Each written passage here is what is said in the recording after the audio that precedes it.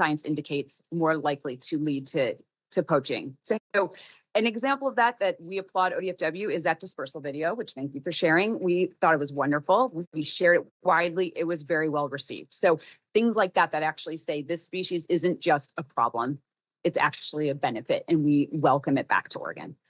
So social tolerance remains an issue, and this is a value-driven problem, which I think is unique to wolves. So we would like and are always happy to work with the agency to find solutions and take actions to address this. So thank you. Thanks, Danielle. I appreciate those perspectives. And we are here today shining a spotlight on poaching, which I think is a good step in that direction. And going to move now to John. Share your perspectives on this topic. Okay, thank you. The ranching community, and particularly in Northeastern Oregon, as you know, is the front line where wolves live and therefore ground zero for the wolf livestock conflict. And up until recently, wolf management in North Oregon has been, in my mind, too slow.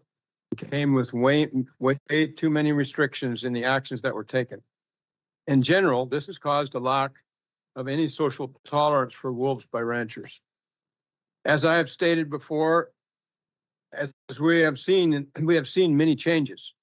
Some hope in these management changes of wolves will continue to be directed at reducing livestock wolf conflict as the wolf plan plays out in phase 3.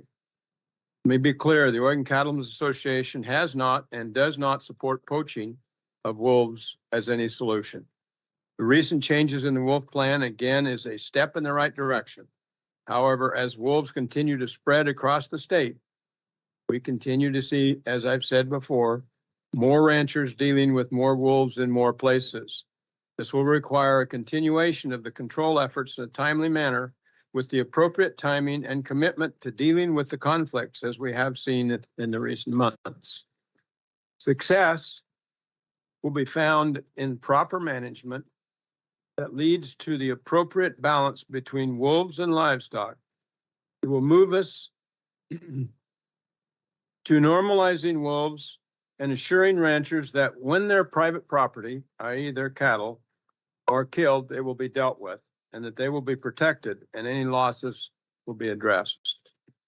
We look forward to working with ODFW and communicating with our ranchers and in making every effort to aid in the wolf management to reduce livestock conflict in the future. Thank you.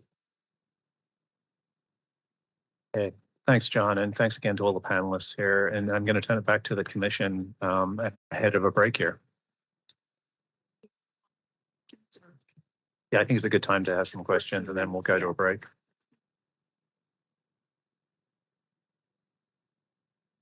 Thank you, Chair Wall. So clearly, Danielle, John, Sergeant, OHA, we're all on the same page about illegal take. There's no disagreement on that. And Danielle, I remember when we had our discussion, particularly that was one of the issues that you raised, and you had some solutions for that, which I very much appreciate. So if we think about this,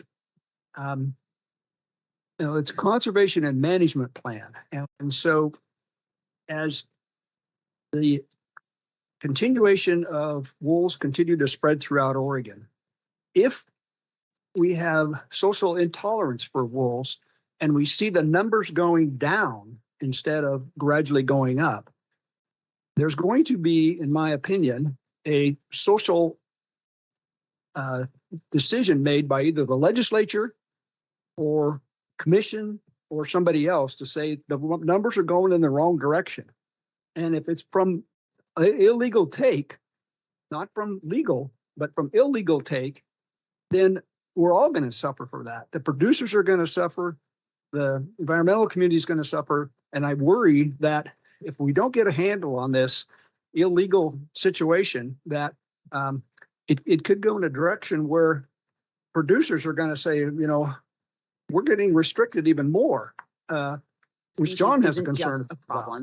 And the environmental community is saying, wait a minute, where are these numbers going with the population of wolves? And we want to continue to see them spread throughout Oregon in a management conservation strategy that is Some acceptable, solution. socially acceptable to the citizens of Oregon. So state police did a very good job of explaining what they can and can't do. And it's frustration for them because it sounds like they make it the highest priority and we're still having issues with it. And so it's something that we've got to get a handle on.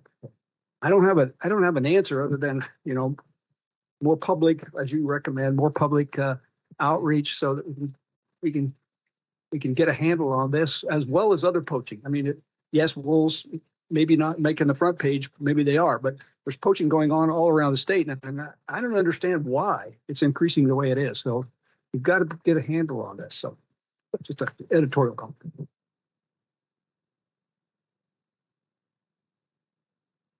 Just appreciate everybody. And I think what we'll do is stay with the agenda. We'll take a 5-minute break. It's short, but let's take a 5-minute break and then we'll come right back and start with refining the implementation of this plan. And you'll hear from Nick, Ellie Gage, and Tim Burns. So 5 minutes break for the rest. Thank you.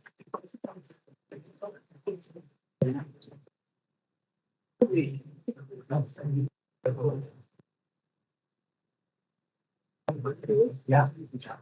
Yes. Your name again? Oh, yeah. Yeah.